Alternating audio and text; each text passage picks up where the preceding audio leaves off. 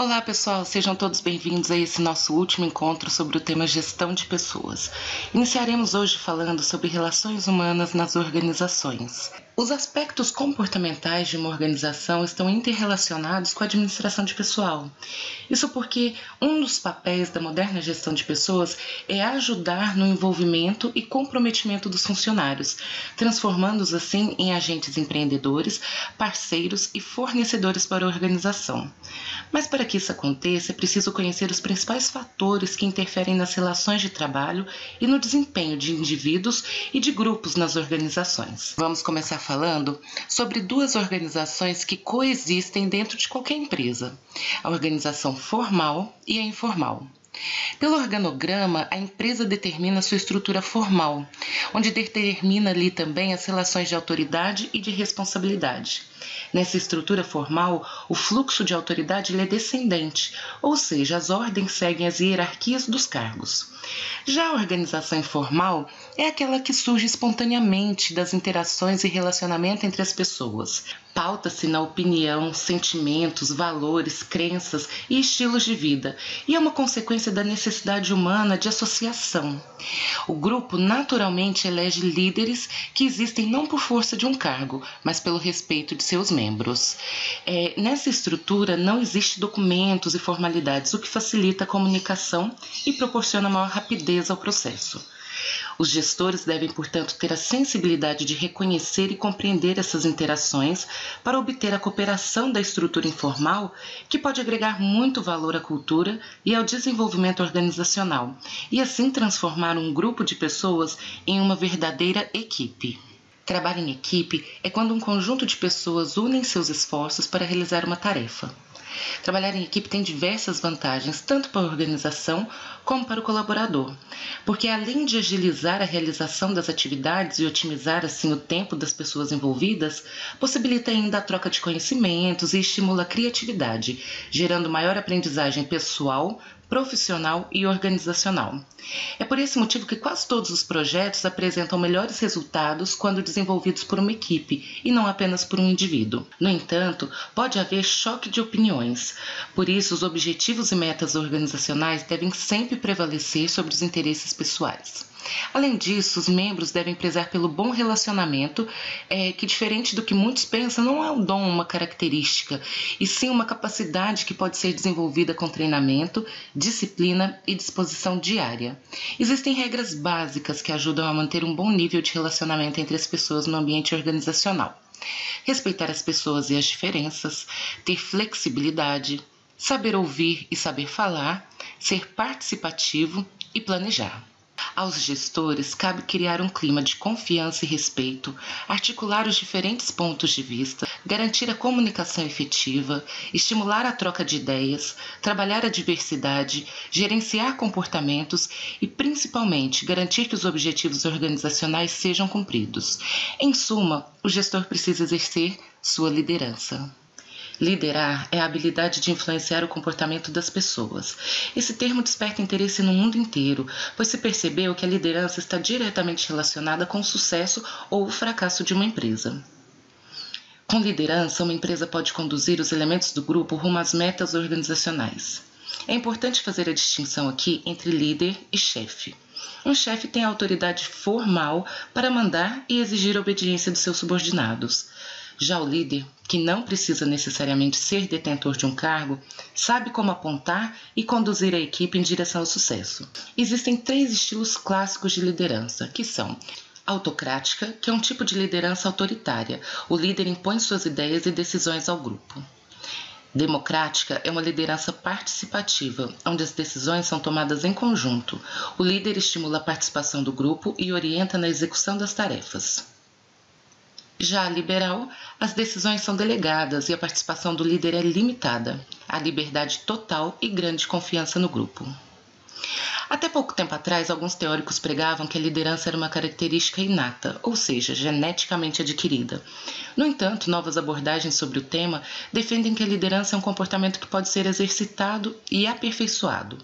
Por isso, as organizações investem cada vez mais na capacitação de seus gestores para que esses desenvolvam habilidades de liderança como carisma, respeito, disciplina, comunicação e principalmente a capacidade de motivar e influenciar os subordinados.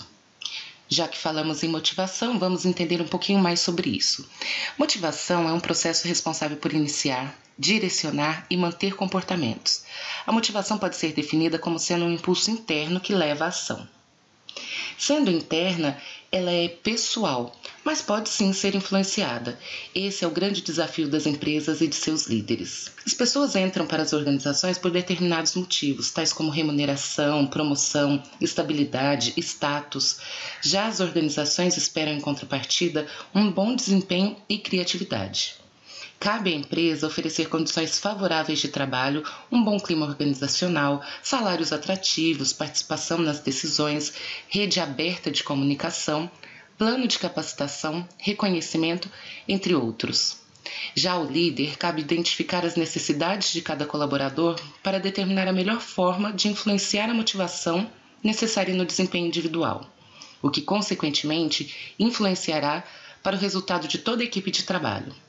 Portanto, para que haja motivação para o trabalho, as expectativas e os objetivos pessoais devem estar em sincronia com os objetivos organizacionais. No entanto, mesmo nas empresas onde tem um alto índice de motivação entre seus funcionários, é comum que surjam conflitos. Conflito é um estado antagônico de ideias, pessoas ou interesses causado pela existência de opiniões e situações divergentes ou incompatíveis.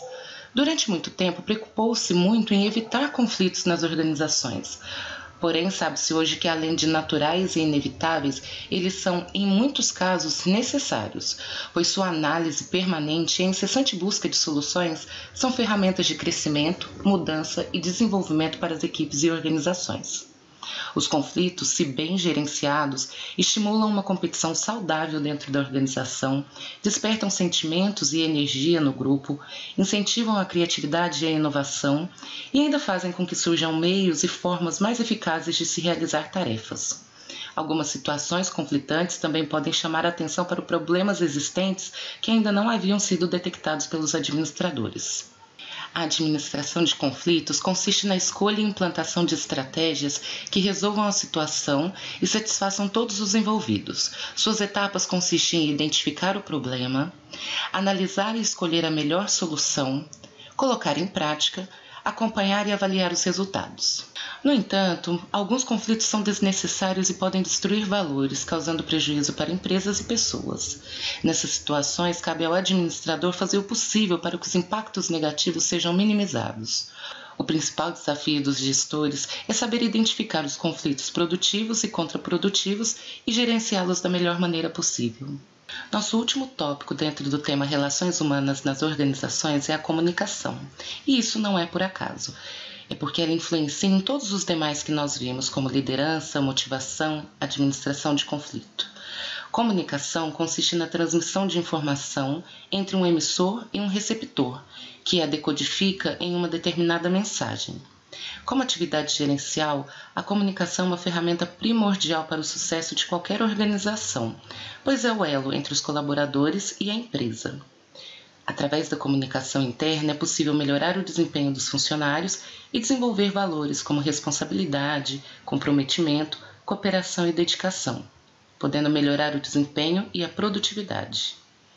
As duas principais habilidades gerenciais para melhorar a comunicação são saber ouvir, ou seja, captar a mensagem e interpretá-la adequadamente, e saber transmitir, isso é, falar ou sinalizar a mensagem para que ela seja corretamente interpretada por quem a receba.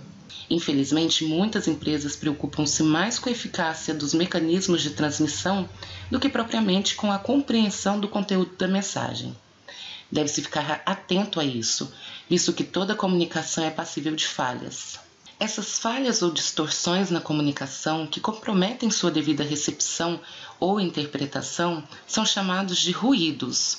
Para se evitar, ou pelo menos diminuir os ruídos, faz-se necessário que após a informação ser recebida, compreendida e interpretada pelo receptor, que o mesmo possa encaminhá-la de volta ao emissor, o que caracteriza a retroalimentação do processo, ou seja, é o feedback, principal elemento para verificar a eficácia da comunicação.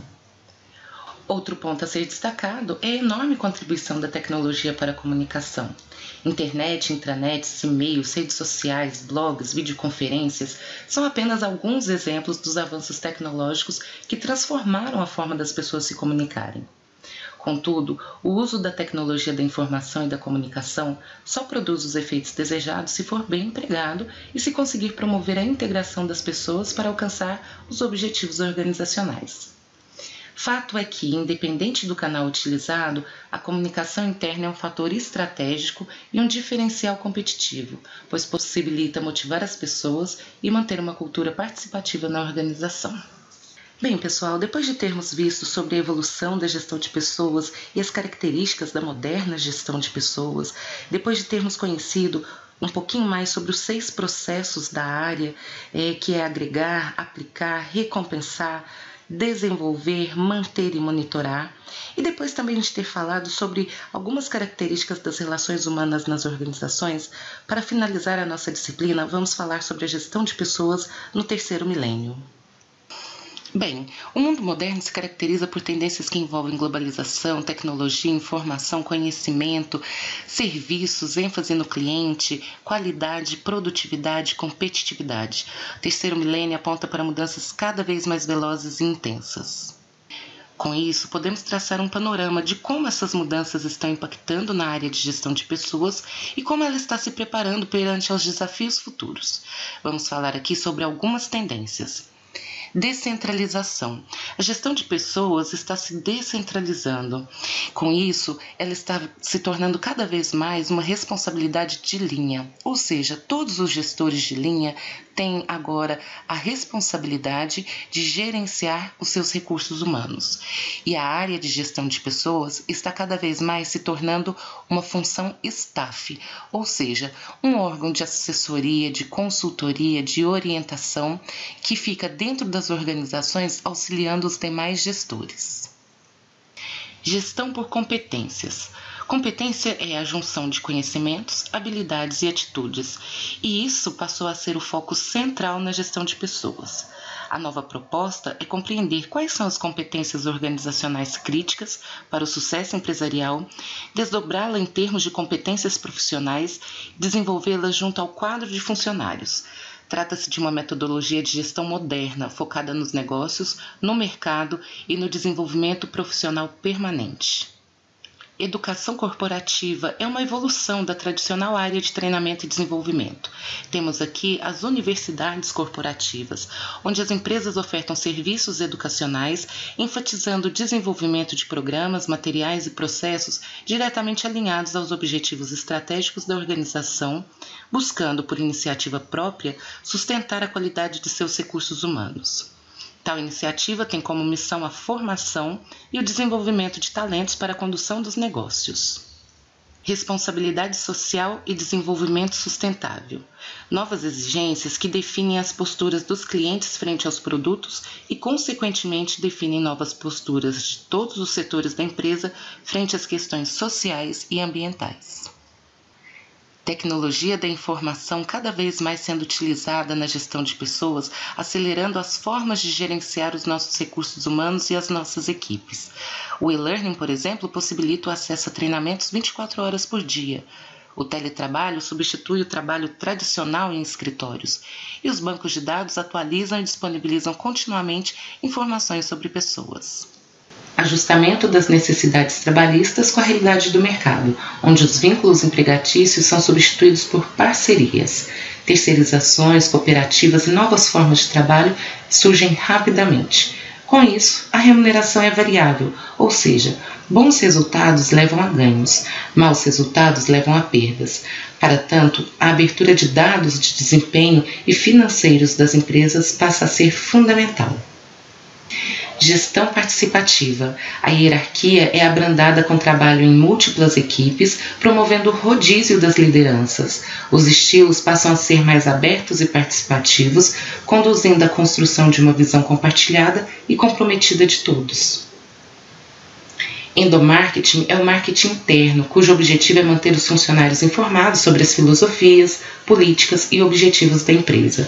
Consiste em integrá-los por meio de programas amplos e abrangentes, assisti-los em suas necessidades e aspirações, bem como desenvolver uma série de esforços para que as pessoas se sintam orgulhosas de pertencerem e colaborarem com a organização.